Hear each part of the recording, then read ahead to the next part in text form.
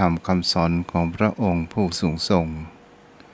คุณพระสงฆ์สาวกของพระองค์ผู้ประเสริฐรวมก่อให้เกิดเป็นพระรัตนตรัยตีหมู่เฮาทั้งหลาย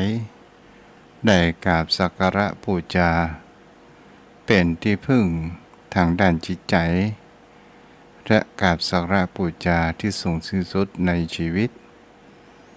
โดยเส้นก้าวของข้าพเจ้าขอถวายความเคารพนอบน้อมไหว้สาไปยังครูบาอาจารย์พระเถรานุเถระพระภิกษุสงฆ์สามเณรพระสังฆาธิการสงฆ์สมณศักดิ์บัณฑิตนักปราชญ์ท่านผู้มีความรู้ทุกรูปทุกท่านและขอเจริญพรไปยังพ่อออกไม่ออกศรัทธาอันมีโยมพ่อโยมแม่พ่อมอนแม่มอนพ่ออุ้ยแม่อุ้ยพี่ป้านะอ่านท่านผู้ฟังผู้มีบุญทุกท่านที่ติดตามรับฟังธรรมะยามดึกทางสถานีวิทยุเพื่อการศึกษาพระพุทธศาสนา 104.5 เมกะเฮิรตซ์ออกจากห้องส่งวัดฝ่ายหินตำบลดอยสุเทพจังหวัดเชียงใหม่โดยความเมตตาธรรมของท่านอาจารย์พระครูสมุวิศวัตรวรกิจโจผู้อำนวยการสถานีวิทยุแห่งนี้ที่ได้เมตตาตัวกระผมพระครูไพศาลสุตตกรเจ้าอาวาสวัดทุ่งปะเก็ดตำบลหนองหานอำเภอสันทรายจังหวัดเชียงใหม่ได้มาออกรายการเป็นคู่ยามดึกทุกวันคืนวันพุธเป็นคู่ก่อนนอนกับโยมพ่อโยมแม่ท่านผู้ฟังทุกท่านทุกคนตัวเจ้านั้นก็มามีอายังในนามแห่งเป็นพุทธบุตรลูกขององค์สมเด็จพระสัมมาสัมพุทธเจ้ามีแต่แห่งคำว่าแสงแห่งพระธรรมรักธรรมคำสอนขององค์สมเด็จพระสัมมาสัมพุทธเจ้ามาสาดส่องถึงจิตถึงใจและสามารถนำเอาไปแก้ไขปัญหาชีวิตและนำไปประพฤติปฏิบัตินั้นได้สัทธาญาติโยมทั้งหลายวันนี้ตัวเจ้าก็จะนอกประเด็นไปสักเล็กสักน้อยให้โยมพ่อโยมแม่ได้รับฟังกันโยมพ่อโยมแม่เฮาจะหาได้ว่าที่เฮาได้กราบสักการะบูชาอย่างองค์พุทธปฏิมาที่เฮาไว้อยู่จะเป็นวิหารก็ตามในบ้านในจองของเฮาก็ตามมีครูบาอาจารย์เพิ่นได้ว่านั้นบ่ใช่องค์จริงศรัทธาญาติโยมทั้งหลายคำนี้มันก็เหมือนกับว่าทิ่มแทงในจิตใจของผู้เป็นพุทธศาสนิกชนทั้งหลายแล้วก็มีเปิ้นก็ต่อไปแห่งประกาศว่าก็ลองมาดูสังเกตประเทศพม่าลาวตลอดจนถึงลังกาและอินเดียตลอดจนถึงเนปาลประเทศจีนและองค์ดารามะเราจะหันองค์พระพุทธรูปมีลักษณะนั้นเหมือนคนในท้องถิ่นเหมือนคนในประเทศนั้นเกิดขึ้นเจ้าพ่อเจ้าแม่ครูบาอาจารย์ก็ได้ว่านั้นมันเป็นองค์เทียมตลอดจนถึงพระเครื่องที่เฮาห้อยคอติดตัวของเฮานั้นอยู่ตลอดนั้นก็คือเป็นองค์เทียมครูบาอาจารย์ก็ได้ไปแห่งประการว่า แม้กะเฮาไปนั่งใกล้ที่เทศธรรมเทศนาจึงจะจับชายจีวรของพระพุทธองค์ก็ตามก็ถือว่าเฮาก็ยังมหันธรรมเถอะสิ่งที่จะเป็นองค์แท้ที่จะหันองค์สมเด็จพระสัมมาสัมพุทธเจ้านั้นได้เป็นสิ่งที่ผู้คนเฮาทั้งหลายมีรับธรรมคำสอนของพระองค์นั้นว่าโยโสโยธัมมังปัสสติโสมังปัสสติผู้ใดเห็นธรรมผู้นั้นย่อมเห็นตถาคตโยมังปัสสติโสธัมมังปัสสติผู้ใดเห็นธรรมผู้ใดเห็นธรรมเราตถาคตผู้นั้นย่อมเห็นธรรมมันก็คือคำนี้นี่เองเป็นสิ่งที่เราจะอ่านกันได้ครั้งพุทธกาลนั้นมามีแห่งคำว่ารูปสัญลักษณ์อนุสาวรีย์หรือที่จะเป็นรูปลักษณ์แทนองค์สมเด็จพระสัมมาสัมพุทธเจ้าเป็นสิ่งที่ยังบ่มีและก็มาสมัยครั้งพระเจ้าอโศกมหาราช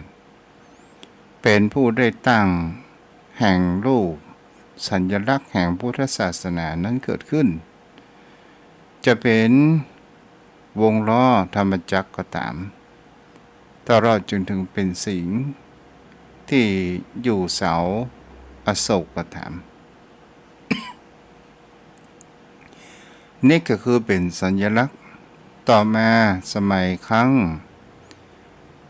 พระเจ้าอเล็กซานเดอร์ที่อยู่ในยุคแห่งอังกฤษเข้ามาในประเทศอินเดียหรือว่าจุกกุปตะสถานญาติโยมทั้งหลายก็โดยพระเจ้าอเล็กซานเดอร์นั้นก็กลับมานับถือพระพุทธศาสนาโดยธรรมของพระนักเกษตรที่ได้เอาธรรมของพระพุทธองค์นั้นมาตัดบอกถกเถียงปัญหาซึ่งกันและกันโดยได้มีความเริ่มใสได้สร้างองค์พระพุทธรูปเกิดขึ้นเราจะสังเกตเห็นได้ว่าองค์พระพุทธรูปยุคแรกๆนั้นหน้าตาจะคล้ายไปทางฝรั่งนั้นเป็นส่วนใหญ่สิ่งใดก็ตามเป็นสิ่งที่เราจะเห็นกันได้ว่าที่เราได้สร้างองค์พุทธปฏิมากันแต่ละที่แต่ละต่างส่วนใหญ่เราก็จะตั้งชื่อหลวงพ่อนั้นหลวงพ่อนี้พระนั้นพระนี้แต่ชื่อองค์สมเด็จพระสัมมาสัมพุทธเจ้านั้นหายไปและก็เป็นสิ่งที่เราก็จะเห็นได้ว่าและเป็นตัวแทนขององค์สมเด็จพระสัมมาสัมพุทธเจ้าเราได้หันองค์พระพุทธรูปปฏิมาเราได้กราบสักการะบูชาแต่เราหันธรรมของพุทธองค์นั้นหรือไม่ธรรมของพุทธองค์นั้นเป็นสิ่งที่เกิดขึ้นในวาจานี้ว่าผู้ใดเห็นธรรมผู้นั้นเห็นเรามันเกิดในครั้งยุคพุทธกาลในวัคคะลิพระวัคคะลิในวัคคะลิสูตรในเรื่องของพระวัคคะลิซึ่งเป็นผู้ที่ได้บวชเข้ามาในพระพุทธศาสนาแต่ก็มีความหลงในรูปลักษณ์ผิวพรรณขององค์สมเด็จพระสัมมาสัมพุทธเจ้าซึ่งเป็นสีแห่งรัศมีก็คือเนื้อกายของพระพุทธองค์นั้นมีความสดใสนั้นเกิดขึ้นทำให้พระวัคคะลินั้นก็ได้มาขาดบำเพ็ญเพียรเป็นสิ่งที่จะหันได้ว่าวันๆเอาแต่นั่งเฝ้าองค์สมเด็จพระสัมมาสัมพุทธเจ้าโด ดูแล้วก็มีความเพลิดเพลินมีความหลงในตัวของรูปลักษณ์ขององค์สมเด็จพระสัมมาสัมพุทธเจ้าพระพุทธองค์นั้นก็เลยแก้ปัญหาเพื่อที่จะให้พระวักกะลินี้เป็นผู้คลายแห่งความยึดมั่นในรูปศรัทธาญาติโยมทั้งหลายพระองค์นั้นก็ได้ขับพระวักกะลินั้นออกจากวัดพระเชตวันเกิดขึ้นพระวักกะลินั้นก็เกิดมีแห่งคำว่าความเสียใจยังมีความเป็นปุถุชนอยู่ในการที่บำเพ็ญเพียรเผากิเลสต่างๆพระวักกะลินั้นเสียอกเสียใจเป็นสิ่งที่จะหาได้ว่าคนเฮาเสียอกเสียใจและมีความน้อยใจอันความมืดบอดมันก็จะนำพาไปพระวักกะลินั้นมีความคิดว่าจะกระโดดหน้าผาตายไปเสียเพราะว่าองค์สมเด็จพระสัมมาสัมพุทธเจ้าขับตัวของเขานั้นออกจากสำนักศรัทธาญาติโยมทั้งหลายก็เป็นเวลาเช่นเดียวกันที่พระองค์นั้นก็ได้มาโปรดเมตตาพระวักกะลิและก็ได้ตัดแห่งเขาว่าโยธัมมังปัสสติโสธัมมังปัสสติผู้ใดเห็นธรรมผู้นั้นเห็นตถาคตโยธัมมังปัสสติโสธัมมังปัสสติผู้ใดเห็นธรรมผู้ใดเห็นธรรมเราตถาคตผู้นั้นย่อมเห็นธรรมเมื่อเห็นประการเช่นนี้ศรัทธาญาติโยมทั้งหลายพระวักกะลินั้นก็เริ่มที่ผ่อนคลายและคลายแห่งความยึดมั่นในรูปศรัทธาญาติโยมทั้งหลายจึงเป็นที่มาแห่งคำว่าบทสวดสรรเสริญของพระองค์ว่าเวทิตโพวินโยหิติเพราะว่าวินยูอันวินยูชนรู้ได้เฉพาะตนศรัทธาญาติโยมทั้งหลายก็คือหมายถึงเขาว่าสิ่งใดก็ตามถ้าคนเฮาบ่ได้ประพฤติปฏิบัติและเฮามามีประสบการณ์เฮาก็คงจะบ่สามารถที่จะรู้ในสิ่งเหล่านั้นได้มันก็อุปมาเหมือนกับว่าเวลาเฮากินอาหารในยินเปิ้นว่าร้านนี้ก๋วยเตี๋ยวลำศรัทธาญาติโยมทั้งหลายเป็นสิ่งที่ชวนเฮานั้นเฮาก็ยังไม่ได้ลิ้มลองว่ามันอร่อยมันล้ำหรือไม่ถ้าเฮาไปจิ้มลิ้มลองมันเป็นบางคนก็บอกว่าเผ็ดเพราะเฮาได้ลิ้มลองรสต่างๆนานาแล้วเฮาก็มีความรู้นั่นเกิดขึ้นที่ว่าปัญญาธรรมะขององค์สมเด็จพระสัมมาสัมพุทธเจ้าก็เช่นเดียวกันถ้าเฮาอยากจะทำให้จิตใจของเฮานั้นสบายเฮาก็ต้องฝึกจิตของเฮานั้นให้มีสติและขัดเกลามันเผากิเลสตัวโลภกดหลงโดยความคิดนึกถึงว่าไฟสามกองเหล่านี้เนี่ยถ้ามันสุมในจิตในใจของเฮามากมันก็จะทำให้เฮานั้นได้รับความเดือดร้อนอย่างมากมายเกิดขึ้นแต่ถ้าว่าเฮามันกระจัดออกไปในการประพฤติปฏิบัติจะเป็นการไหว้พระสวดมนต์นั่งสมาธิของเฮาก็ตามหรือเฮาทำบุญใส่บาตรหรือถ้าเฮามีทรัพย์ร่วมทำบุญนั่นร่วมทำบุญนี่ก็ตามอย่างนี้เป็นต้นก็ถือว่าเป็นสิ่งที่ผู้คนเฮานั้นก็จะเห็นได้ว่าทำไมพุทธองค์ถึง อยากจะปลดเวนยสัตว์ต่างๆผู้คนทั้งหลายจะเห็นได้ว่าบนโลกใบนี้สังขารโลกแห่งสังขารทั้งหลายเป็นสิ่งที่บุคคลเฮานั้นจะเห็นได้ว่ามันล้วนแล้วแต่มันมีแต่ความทุกข์เป็นพื้นฐานกันทั้งหมดแต่เฮาจะอยู่กับความทุกข์อย่างใดเพื่อที่จะให้เฮารู้เท่าทันมันเกิดขึ้นตัวนี้เป็นสิ่งที่สำคัญมากกว่าเฮาจะดำรงชีวิตของเฮาอย่างใดมาให้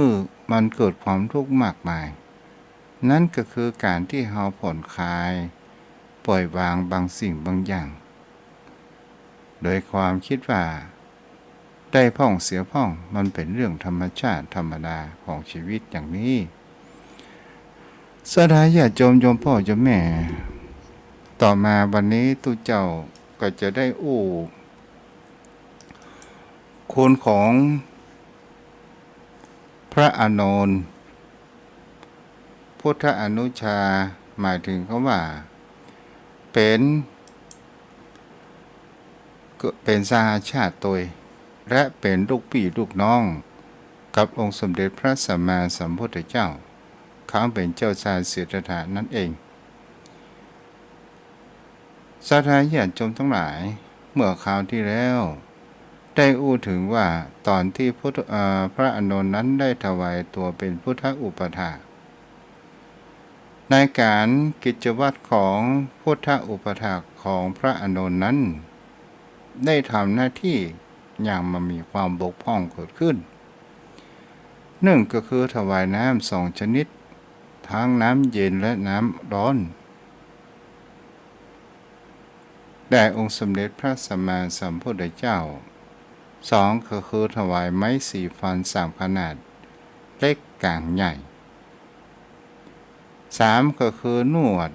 พระหัตถ์หรือนวดพระหัตถ์และพระบาทของพระพุทธองค์ก็คือนวดมือนวดเท้าต่อมาก็คือนวดพระปรางกิสดังก็คือนวดหลังสดาญาติโยมทั้งหลายต่อมาก็คือปัดกวาดเพี้ยวพัดกุฏิบริเวณคันธกุฏิของพระพุทธองค์และก็ในราตรีการก็ยังได้กำหนดใจในเวลาที่องค์สมเด็จพระสัมมาสัมพุทธเจ้าต้องการสิ่งอันหยังก็ต้องเมื่อข้างพระองค์จะรับสั่งอันหยังก็ได้เข้าเฝ้าเป็นระยะแล้วก็เสร็จกิจแล้วก็มาอยู่เป็นผู้เป็นยามก่อนที่จะเข้าก่อนนอนหน้าพระคันธกุฏิหรือว่ากุฏิขององค์สมเด็จพระสัมมาสัมพุทธเจ้าโดยมีคบเพลิงหรือว่าประทีปเดินวนดูคันธกุฏิของพระองค์นั้นประมาณสัก8 ครั้งและมันมีความบกพร่องนั้นเกิดขึ้นสดาญาติโยมทั้งหลายนี่ก็คือเป็นสิ่งที่จะเห็นได้ว่าพระอานนท์ได้เป็นพุทธอุปถากอย่างแท้จริงและก็เป็นผู้มีความกตัญญูตนสดาญาติโยมทั้งหลายแม้ครั้งที่พระเจ้าประเสนที่โกศลในการที่พระเจ้าประสิทธิโกศลนั้นเกิดมีแห่งคำว่าศรัทธาและมีความเลื่อมใสในการที่ปรารถนาที่จะนิมนต์แต่พระผู้มีพระภาคเจ้าอยู่ตลอดว่าจะนิมนต์อาราธนาไปรับบาตรในวังของพระองค์เองแต่พระผู้มีพระภาคเจ้านั้นก็ได้บอกว่า มหาภพิตรธรรมดาว่าพระพุทธเจ้านั้นย่อมเป็นที่ต้องการของคนทั้งหลายเป็นอันมากจะจำเพาะเจาะจงก็หาไม่พ ผู้จำลงหวังเพื่อจะทำบุญกับพระพุทธเจ้านั้นมีจำนวนมากจู่อันหนึ่งถ้าพระพุทธองค์นั้นบอกควรรับนิมนต์ที่แห่งเดียวควรที่จะทรงเคราะห์คนทั่วไปศรัทธาญาติโยมทั้งหลายเมื่อประการเช่นนี้พระองค์นั้นก็ได้บอกว่าถ้าอย่างนั้นเพราะเฮาอู้เป็นบ้านเฮาเนาะมันเข้าใจง่ายหน่อยพระองค์นั้นก็ได้มอบหมายเป็นหน้าที่ของภิกษุรูปอื่นที่จะนำพระสงฆ์นั้นมารับโภชนาอาหารในหัวในวังของพระเจ้าประเสนที่โกศลพระองค์นั้นก็ได้มอบหมายเป็นหน้าที่ของพระอานนท์นำพระภิกษุนั้นจำนวนมากไปสู่นิเวศเป็นประจำ2-3 วันแรกนั้นมามีปัญหาศรัทธาญาติโยมทั้งหลายพระเจ้าประเสนที่โกศลนั้นอาฆาตก็คือหมายถึงการตะเทียมโภชนะอาหารอันประณีตถวายแต่พระภิกษุสงฆ์สาวกขององค์สมเด็จพระสัมมาสัมพุทธเจ้าวันต่อมาศรัทธาญาติโยมทั้งหลายพระเจ้าประเสนที่โกศลบรรทมโดยขาดการลืมตื่นโดยลืมศรัทธาญาติโยมทั้งหลายพระสงฆ์องค์ข้าเจ้าจำนวนมากอันมีพระอานนท์นั้นเป็นผู้นำอยู่จนสายจนขวายละกามหันพระเจ้าประเสนที่โกศลนั้นมาศรัทธาญาติโยมทั้งหลายเมื่อเหตุการณ์ประการเช่นนั้นหมู่พระภิกษุสงฆ์ก็ได้ออกไปกำน้อยออกไปจากวังกำน้อยเพราะว่าในประเพณีของอินเดียเมื่อมีคำสั่งของพระมหากษัตริย์แล้วถึงข้าทาสบริพารต่างๆถึงอยากจะใส่อย่างใดก็ตามก็สามารถที่จะทำได้แต่พระอานนท์นั้นก็ได้รออย่างพระเจ้าประเสนที่โกศลนั้นตื่นบรรทม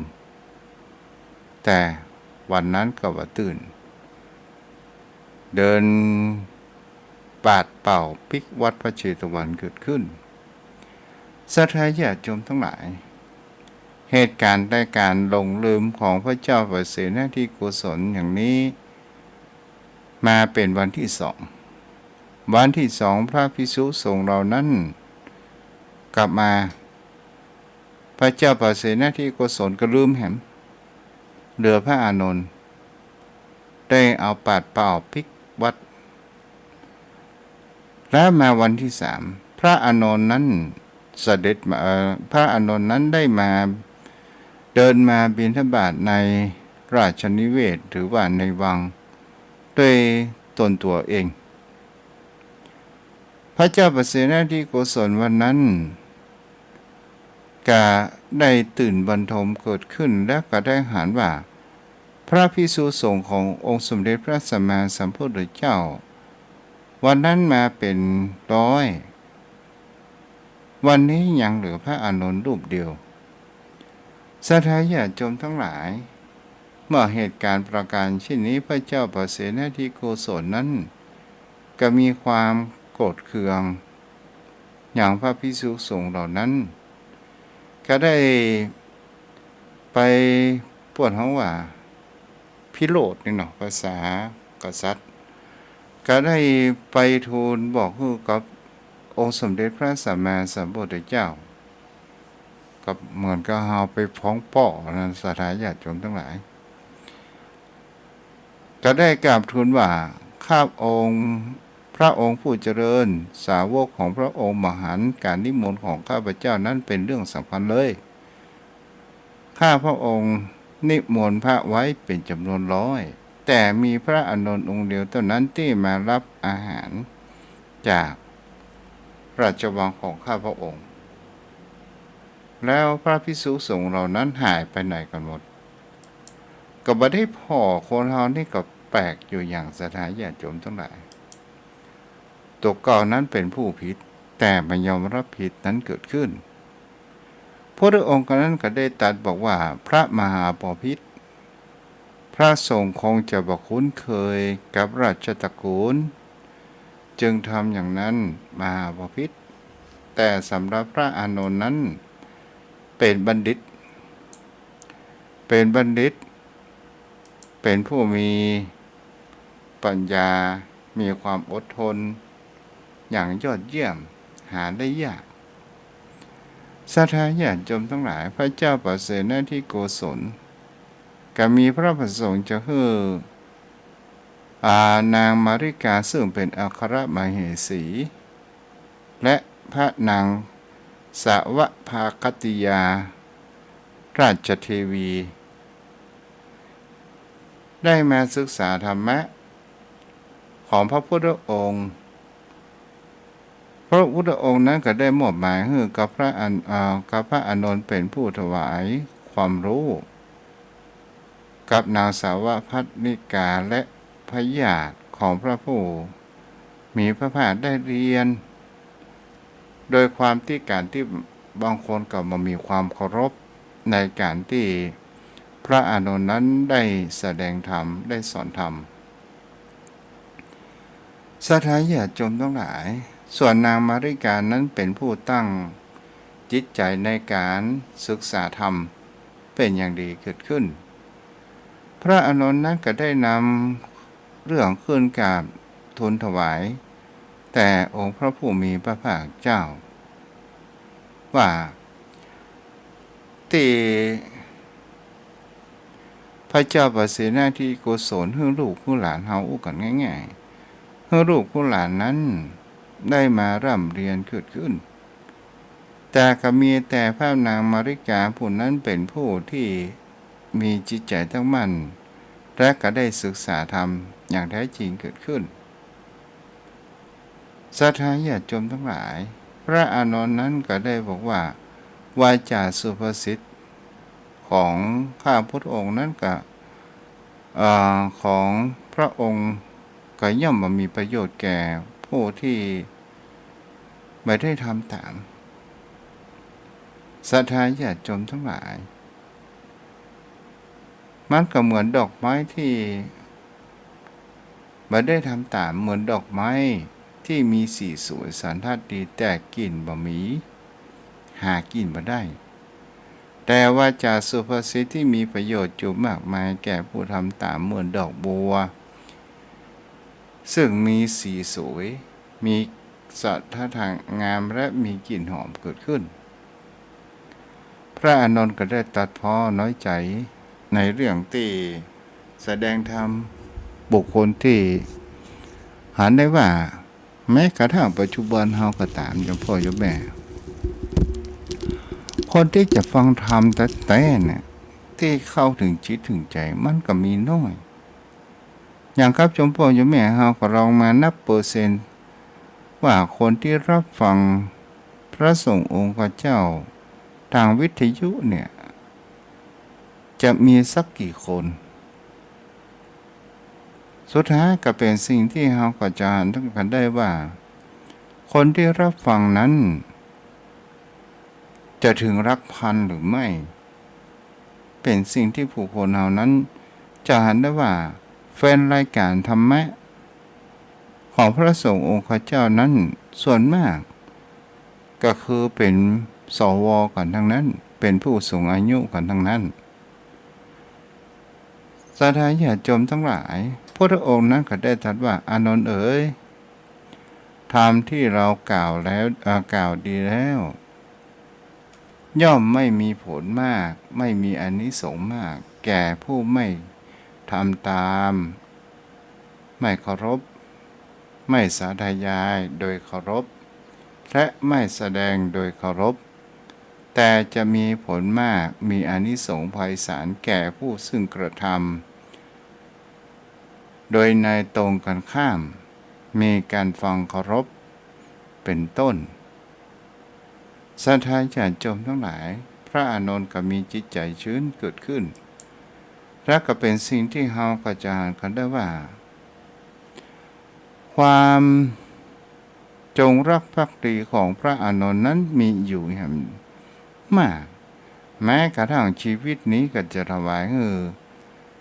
องค์สมเด็จพระผู้มีพระภาคเจ้านั้นได้ด้วยความอาจหาญและความมั่นคงเขาจะเห็นได้ว่าอู้ถึงความจงรักภักดีและความเคารพในพระผู้มีพระภาคเจ้าของพระอานนท์หาที่จะสุดพรรณนานั้นได้ยอมเสียสละชีวิตเพื่อด้วยความอาถรรพ์โยมพ่อโยมแม่มีครั้งหนึ่งที่พระเทวทัตได้ร่วมมือกับพระเจ้าอาชาติศัตรูได้ปล่อยช้างนาราคีรีโดยการที่เขานั้นเอาเหล้า16 หม้อเพื่อช้างนาราคีรีกินและก็ได้ทุบตีจนช้างนาราคีรีนี้ได้เกิดตกมันเลยได้เป็นสิ่งที่จะหันได้พระเจ้าอาชาติศัตรูกับพระเทวทัตก็ได้ปล่อยช้างนาราคีรีนั้นเพื่อที่จะทำลายพระพุทธองค์นั้นได้รับแห่งคำว่าถึงแก่ชีวิต วันนั้นเป็นเวลาเช้าพอดีศรัทธาญาติโยมทั้งหลายพระองค์กับพระอานนท์นั้นก็ได้ออกเมตตาบิณฑบาตที่นครราชคฤห์ขณะนั้นก็มีศรัทธาชาวบ้านทั้งหลายผู้มีความเลื่อมใสในพระรัตนตรัยมีความเลื่อมใสในขององค์สมเด็จพระสัมมาสัมพุทธเจ้าศรัทธาญาติโยมทั้งหลายก็มีทายกทายิกาอุบาสกอุบาสิกานั้นได้เตรียมใส่บาตรและก็มีเป็นสิ่งที่คนก็ใส่บาตรกันไปและก็มีแม่หญิงผู้หนึ่งได้ยินเสียงจ้างห้องแป๊ดแป๊ดแป๊ดเสียงแป๊ดแป๊ดจ้างนาราคีรีศรัทธาญาติโยมทั้งหลายเมื่อหารประการเช่นนั้นจ้างก็ได้เดินตรงมาต่อหน้าผู้มีพระภาคเจ้าผู้คนทั้งหลายเหล่านั้นที่จะทำบุญใส่บาตรบางคนก็ได้ใส่บางคนก็ไม่ได้ใส่แตกตื่นกันนั้นโล่นหนีเพื่อที่จะเอาชีวิตตัวรอดแต่พระอานนท์ได้ยืนขวางหน้าของพระผู้มีพระภาคเจ้าหมายถึงว่ายืนบังศรัทธาญาติโยมทั้งหลายช้างนาราคีรีนั้นกำลังจะโลดมาใกล้จะถึงพอดีพระอานนท์นั้นก็มายืนบังหน้าองค์พระผู้มีพระภาคเจ้าพระผู้มีพระภาคเจ้าก็บอกว่าอานนท์เธอไม่ต้องมายืนหน้าของเราหรอกเพราะว่าเธอยังมีแห่งคำว่าอายุยืนยาวเขาก็อู้กันไปประการเช่นนี้ถ้าอู้เป็นภาษาชาวบ้านศรัทธาญาติโยมทั้งหลายพระอานนท์นั้นก็บอกว่าพระพุทธองค์รักษาชีวิตของพระพุทธองค์ไว้เพื่อที่จะอนุเคราะห์ส่งเคราะห์กับผู้คนทั้งหลายโอ้ศรัทธาญาติโยมทั้งหลายโดยเหตุประการเช่นนี้ศรัทธาญาติโยมในการที่ว่าพระพุทธองค์ก็บอกว่าเธอบ่ต้องมายืนเด็กเพื่อถวายชีวิตแต่เราช้างนาราคีรีนี้เป็นจะพูดว่าช้างนาราคีรีนี้จะดุร้ายอย่างใดก็ตามปัสามารถที่จะทำร้ายแต่พระพุทธเจ้าในยุคไหนๆก็ตามเมื่อเป็นประการเช่นนั้นพระอานนท์นั้นก็ได้ยืนห่างๆมักกว่าหายพอดี แล้วก็ได้พระองค์นั้นก็ได้ตั้งจิตอธิษฐานแผ่เมตตาที่ได้สั่งสมบุญกุศลมาให้กับจ้านาราคิรีและก็ได้เอ่ยว่าจะดูก่อนพระองค์ว่านาราคิรีชาตินี้เธอยังได้เกิดเป็นสัตว์เดรัจฉานเธอจะทำบาปอีกหรือถ้าทำร้ายพระพุทธเจ้าเธอจะเดือดร้อนในภายหลังไม่มีที่สิ้นสุดจักนาราคิรีนั้นก็ได้สยบและเอางวงพระองค์นั้นก็ได้รูปศีรษะหรือว่าหัวของจ้างสาธาญาติโยมทั้งหลายเป็นสิ่งเหล่านี้จะหาได้ว่านี่ก็คืออานิสงส์แม่พ่อตัวนี้แห่งกรรมในการแผ่เมตตานั้นเป็นสิ่งที่ก่อให้เกิดแห่งคำว่ามันปราศจากแห่งการพยาบาทและอาฆาตแค้นต่างๆปราศจากแห่งคำว่าเจ้ากรรมนายเวรต่างๆเจ้าพ่อเจ้าแม่ถ้าไผที่มันแผ่เมตตาอยู่ตลอดเวลานี่ก็คือจะหาได้ว่าพระองค์ก็ได้ทำเป็นแบบอย่างให้หมู่เฮาทั้งหลายได้พอได้ดูและก็ได้ผลตัวเจ้าพ่อเจ้าแม่ก็เป็นสิ่งที่เฮาก็ลองตั้งจิตอธิษฐานกันเฮาไหว้พระสวดมนต์นั่งสมาธิและเฮาก็แผ่เมตตาเกิดขึ้นมันเป็นเหมือนกับกำแพงที่ป้องกันอันตรายต่างๆนานาเพื่อกับชีวิตของเฮานั้นแคล้วคลาดปลอดภัยศรัทธาญาติโยมทั้งหลาย นี่ก็คือเป็นสิ่งที่ผู้คนเฮานั้นควรที่จะกระทำในเหตุประการเช่นนี้ในบทของสวดมนต์ปนวัตรสวดถวายพรพระบทของพระหูนี่นะเจ้าพ่อเจ้าแม่ท่านใดที่อ่านหนังสือได้สวดเจ้าเย็นเนี่ยมีพระอานิสงส์นักก็คือมันเป็นคาถาชนะศัตรูทั้งนั้นศรัทธาญาติโยมทั้งหลายชนะพูดผีปีศาจไปต่างๆนานาเอาละวันนี้ก็คงจะไว้แต่อีกก่อนเนาะเพราะว่าตอนนี้10:43 นาทีอะไรโยมพ่อโยมแม่ที่ติดตามรับฟังตนตัวทุกเจ้าวันนี้มีแม่อ้อยอมรบุญตรีที่ติดตามรับฟังทาง Facebook เนาะโยมพ่อโยมแม่ที่อยู่ทางบ้านใครจะโทรมาก็โทรมาได้เด้อ0631639950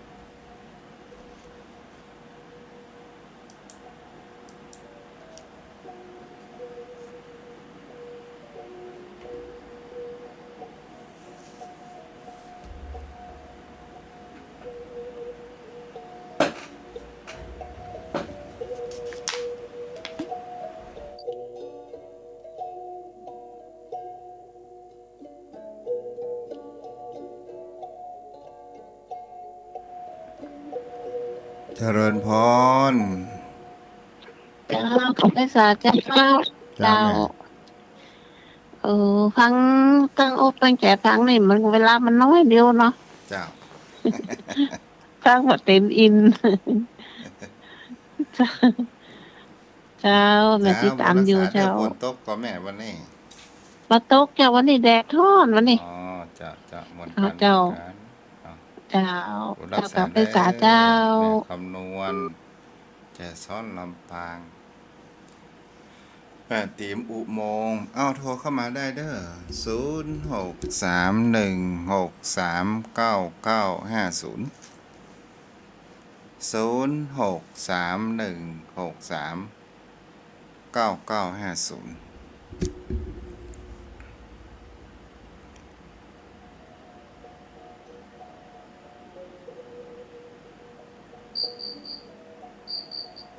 เจริญพรแม่เต็ม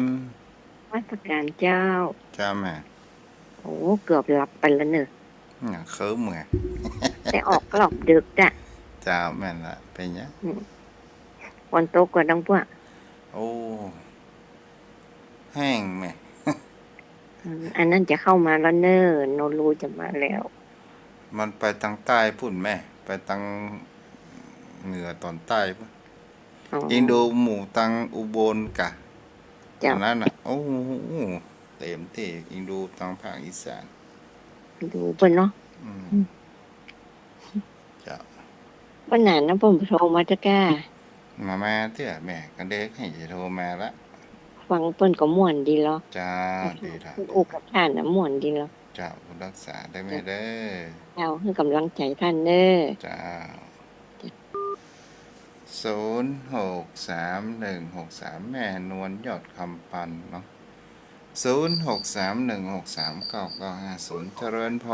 ร ไหว้สาเจ้า เจ้าแม่อยู่ไหน โทรมาจากแม่ริมเจ้า โอ้แม่ลีมนี่เนาะจ้า เจ้า ฟังกันอยู่ได้ยิน ฟังท่านอยู่เนาะเจ้า จำเสียงได้อยู่จ้า ที่กำลังใจให้เจ้า จ้าฟังได้เข้าใจง่ายกว่าวันนี้ เด็กก็รอฟังกันอยู่เนาะเจ้า จ้าดีละอนุโมทนาเด้อ เจ้าไหว้สาเจ้า จ้ารักษาจ้า0631639950เจริญพรไม่น้อยเนาะ เจ้าไหว้สาเจ้าเหมือนโทรหาท่านมือแล้วเนี่ย อ๋อ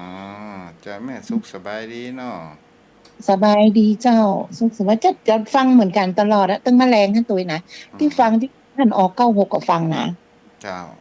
ไม่น้อยไม่ได้โทรไปหาบางเนี่ย เจ้า เพราะว่า 2 วันที่ผ่านมานี่ก็มันคุกคักไปหน่อย เรา เสา เรา ร์ จะ ตามันโกน สบายดีเนาะ สบายดีแม่ แล้วไปแอวบ้านก่อนนะเจ้า อ๋อมอกวันที่15นี่ทุกเจ้าทำบุญอายุวัฒนมงคลเอาแหม่ขึ้นมาเจ้า เจ้าท่านสบายดีก็ดีแล้วนะเจ้าเนาะ จ้าบุรัก ดูแล ษา สุขภาพเนอะ ซับจางตะกันแม่ จะไหว้สาเจ้านะเจ้า ฮะเอ้ยกำลังจะเล่นมุกอยู่0631639950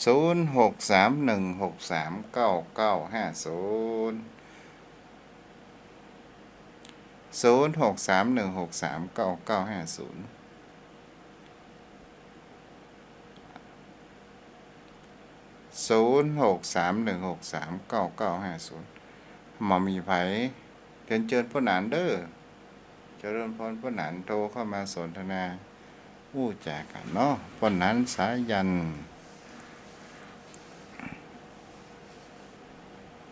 0631639950เจริญพรพ่อหนาน ครับขอกราบแทบใจไวสารและเมตตาบารมีธรรมพระคุณเจ้าด้วยความเคารพอย่างสูงครับท่านพระคุณเจ้า เจ้า ก็ใกล้จะออกพรรษาแล้วนะท่านเจ้าเนาะ เจ้าแม่นละ ออกพรรษามาก็เป็นงานบุญกฐิน โอ้ค่ะมันถึงมี ครับ กูวัดกูวาเนอะ โอ้รักษาจารีตหินหอยวัฒนธรรมที่ดีงามทางพุทธศาสนาท่านพระคุณเจ้า เจ้าแม่นละ ถ้าอู้ไปแล้ว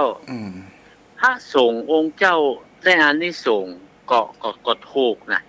แต่ว่าอานิสงส์ที่ได้รับอย่างในทางพุทธศาสนาอันที่เพื่อกำหนดว่า โอ้สามารถที่ไปไหนมาไหนบ่มีใช้จีวรครบก็ได้ สามารถฉันร่วมกันก็ได้ ผมก็มาคิดดูว่ามันก็เป็นอานิสงส์มีไม่ใช่ว่าบ่มีแต่น้อยนิด แต่เงินทองที่ได้น่ะ มันเป็นจำนวนนักพระสงฆ์บ่ใช่ได้นะท่านเจ้านะเพิ่นแล้วเข้าวัดหมดแปลงงานแต่งนี่พระสงฆ์ได้บุญเนาะท่าน โอ้ เจ้า ถ้า เนาะ ว่าเที่ยงกัน อ่าฮะ ตามกฎหมายนะพ่อหนาน ค่ะ คณะกรรมการนี่การเด้อ โอ้แท้กะ ข้า ถวาย แต่ แด่ พระสงฆ์ผู้เจริญ ครับ ข้าพระเจ้าทั้งหลาย ขอน้อมถวายยางพระกฐินไม่งอก ครับ กับทั้งบริวารทั้งหลายเหล่านี้ เนี่ย เป็นของพระสงฆ์หมด อ แต่พระสงฆ์ก็จะได้บริวารมันน่ะกับท่านเจ้าได้ผ้าไตรได้อัฐบริขารได้บาทเดี๋ยวจองวี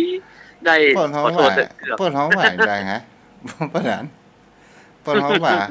คนเฮานี่อู้อย่างทำอย่างนะนั่นก็ต่อไปขอเรียนเชิญพ่อหนานสายันคำทองนี่เนาะครับสมทองสมทองกะ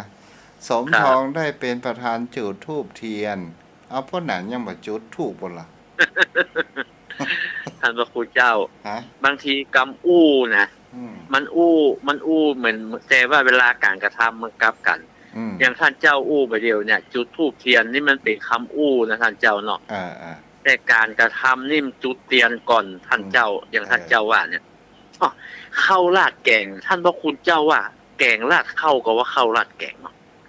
แกงเฮาว่าแกงเอาแกงไปราดเข้านะท่านเจ้าน่ะเฮาตักเข้ามาแล้วเฮาแกงไปราดอ่ะแต่เวลาฮ้องของว่าเข้าราดแกงยังว่าแกงราดเข้ามันเป็นคำพ้องกะมันเป็นคำอู้ที่พ้องกันแต่การปฏิบัตินั้นมันปฏิบัติอาจจะบ่ตามคำอู้อาจจะเอานั่นก่อนเอานั้นหลังอาจจะอย่ามากินข้าวกินน้ำแล้วกินน้ำกินน้องละกายกินข้าวกินน้ำละกายครับไปกินน้องนะมันอู้ค้างจองกันได้ท่านเจ้าคือแม่น่ะเนาะครับอู้ถึงกฐินเนาะครับยังอู้ถึงกฐินเนาะท่านเจ้าเนาะอย่างที่อย่างประเดียวเนี่ยกฐินแต่ละวัดแต่ละวามีก็เพื่ออันนี้ส่งของมันเรื่องผ้ากฐินอันนี้มันเป็นวินัยบัญญัติอันนี้ผมก็ยอมรับนะแต่ว่าจุดประสงค์แท้ๆของวัดน่ะเพิ่นก็เอาปัจจัยเงินทองที่ได้จากองค์กฐินมาสร้างวัดสร้างวามาพัฒนาสิ่งก่อสร้างต่างๆก็เป็นประโยชน์นะท่านเนาะเจ้าแต่เจ้ามีโยมมาทำบุญมาถามว่าเข้าหูเหมือนกันว่าทางวัดนี่ได้งบรัฐบาลช่วยก่อยเนาะโอ้ท่านเจ้าเป็นว่าวัดใหญ่วัดหลวงนี่เขาได้แกแต่วัดลาดอย่างกับวัดตู้เขานี่ก็ได้เหมือนกันแต่ก็ต้องยื่นไปแข่งกันทำหนังสือแข่งกันได้มาแล้วก็จะต้องรายงานทุกระเบียดนิ้วโอ้ท่านเป็นความยุ่งยากท่านดีกว่าเงินทอนมาท่านเจ้าเนาะแม่นล่ะก็วันนี้มีจริงเรื่องเงินทอนนี่มีจริงนะครับท่านเจ้าแม้แต่กฐินในพระอารามหลวงในจังหวัดเชียงใหม่เฮานี่นะท่านเจ้าเขามาตานมาตอดแล้วนะเขาขอคืนนะท่านเจ้าอันนี้เป็นเรื่องจริงเนอะขอคืนพ่อใจว่าโอ้ท่านพระคุณเจ้าหลวงพ่อท่านเจ้าคุณขอปัจจัยนี่อันเพื่อจะเอาไปคือวัดน้อยก็พระเจ้าประสงค์พวกก็อย่าไปจ้างว่าได้บางมันก็อู้บ่ได้อ่ะมันของปูจานะท่านเจ้าซื้อรถซื้อรางมามันตนเมตตาเอารถเอารางมาถวายอ่ะแล้วก็อันขอปูจาคืนเนี่ยก็แล้วเอาพระเป็นพระสงฆ์องค์เจ้าก็แล้วแต่โยมอนุญาตอ่ะมันก็บ่ใช่นัก100 200ปูจาคืนท่านเจ้ามันบ่ใช่เฮาจัดการจัดงานน่ะกะเจ้าเอางานนี้เป็นงานอย่าสมมุติงานศพนี่เนาะโอ้งานศพเนี่ยนี่มนต์พระสงฆ์พระเจ้าพ่อเฮานั้นเป็นผู้มีเกียรติเป็นคนกว้างขวางขนาดเอาทุกเจ้าสัก20โตนนี่เนาะครับแล้วก็ผู้จันจะใส่ยอดทุกเจ้าตนเท่าใดปรึกษาเจ้าอาวาสว่าอยากจะอู้แน่เนี่ยเอาปะนั้นว่าปะนั้นว่าโอ้เป็นคนใหญ่คนโตอย่างนี้ก็เอาตน 2,000 ฮะเนี่ยโอ้โหชื่อจ้างเอาแมวเอางามมาได้ท่านพระคุณเจ้าถ้าไตมันไปปูจาที่วัดมีเจ้าใดเอาหมดโหไปเอาอย่างนักแล้วโหมีเจ้าใดเอาหมดเอาใส่ซองปูจา500มีผ้าอย่าไป7-8ไตสบงจีบอลผ้าบางสกุลเอาไปหมดแล้วบอกเกิดเถิงหาทุกเจ้าว่าโอ้กว่าจะแล้วเป็นทุกเจ้านี่ก็ตุกบุญทุกเจ้าเนี่ยเนาะโอ้ท่านพระคุณเจ้ามันปากมาได้อ่ะจำเป็นต้องนั่งรอฮะเหมือนงาน ขาวดำเนาะท่านเจ้าอูฟังห้องเพลงอำลาอะไรคือกับคนตายผู้ชอบคือเจ้าไปนั่งอยู่ห้านแล้วก็สกีแล้วจะถึงเพลงเบิ่แล้วนะเดี๋ยวขอแหมเพลงเตอโอ้ก็บ่กึดถึงจิตถึงใจพระสงฆ์องค์เจ้าเนาะเอาเพิ่นมานั่งอยู่ห้านเพิ่นก็จะลุกก็บ่งามบ่เขียบว่าเพิ่นบ่มีจริยวัตรให้เหมาะลำบากเลยท่านพระคุณเจ้าก็พ่อกะเอาไปห้ามทานแต่ละครั้งกว่าจะได้ปัจจัยเข้ากระเป๋านี่นั่งไป2 ชั่วโมงพุ่นดอกนั่งลุกจังใดก็บ่ได้ไปไหนก็ยากลำบากกดของงอๆจะเข้าห้องน้ำก็โอ้เป็นนั่นยากมันบ่เหมือนคนบ้านมันบ่อิสระมันบ่เหมือนที่วัดมีขันติธรรมสูงท่านพระคุณเจ้ามีความอดทนสูงแต่นะท่านเจ้าถึงว่าโอ้ยอมรับเป็นบวชเพื่อพระศาสนาถวายอกเพื่อพระศาสนาทำความเจริญรุ่งเรืองคือกับพระศาสนาแต่ท่านพระคุณเจ้านะหายากครับความสละของพระเจ้าพระสงฆ์คนบ้านเฮานี่อยู่สุขสบายสัปปะกูอันกูอย่างร้องไปวัดไปนอนไปจ่วยวัดจ่วยวานะเขายังบ่ค่อยไปนะเขาว่ามันมีเวลาบ่ว่างเนี่ยครับนะอย่างวัดวานี่พระสงฆ์องค์เจ้าหาโมได้เห็นธรรมผู้นั้นเห็นเรามาพระองค์ว่าเนาะครับแม่นนะมันท่านเจ้าท่านเจ้าได้อธิบายผมก็มานึกดูนะในพระสูตรที่พระพุทธเจ้าว่าพระภิกษุนั่งสนทนากันเรื่องธรรมะผู้ที่บรรลุธรรมพระพุทธเจ้าพวกก็เอานิ้วก้อยน่ะช้อนขี้ฝุ่นขึ้นมาแล้วเนี่ยเพิ่นถามว่าภิกษุทั้งหลายขี้ฝุ่นในนิ้วของตถาคตเนี่ยกับขี้ฝุ่นที่อยู่ละแวกนอกเนี่ยอันไหนหนักกว่ากันพระภิกษุก็บอกว่าขี้ฝุ่นที่ในนิ้วของตถาคตน่ะมีน้อยแต่ขี้ฝุ่นที่อยู่ตามพื้นดินนี่มีนักฉันใดก็ฉันนั้นผู้รู้ธรรมผู้ปฏิบัติธรรมน่ะมีติยะมีคำมีแค่นิ้วก้อยเนี่ยอันที่เป็นขี้ฝุ่นนั้นบัดใจโอ้เฮามานึกดูก็มันก็เป็นจริงนะท่านพระคุณเจ้าเหมือนปัจจุบันเนี่ยนะท่านพระคุณเจ้าแยกสุมาแต่อันลองใจอันพิจารณาปัญญาญาณของท่านเจ้าเนี่ยว่าบางคนนี่หูแต่กูอย่างกูอ่านแต่บ่ได้ปฏิบัติท่านเจ้าเหมือนหนูนะมันพูดหูแต่มันบ่อยู่คนหูทำบ่ใช่ว่าปฏิบัติเสมอไปบางคนหูกูอย่างกูอ่านแต่บ่ปฏิบัติเนาะท่านเจ้าเนาะแม่นนะมันเป็นไปอย่างอี้แต่ว่าจะไปว่าผู้ใดเห็นธรรมผู้นั้นเห็นเราเข้าใจ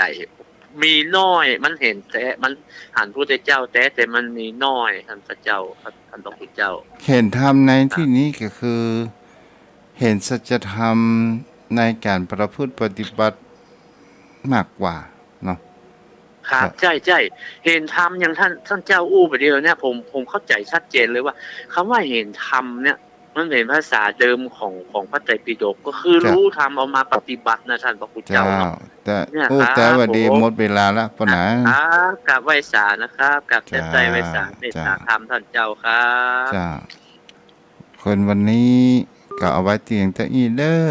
เทวบุตรเทวดาบุญกินปุญตานรักษาคุ้มครองนอนรับฝันดีเหมือนกันทุกผู้ทุกคนอายุวโนสุขังพลัง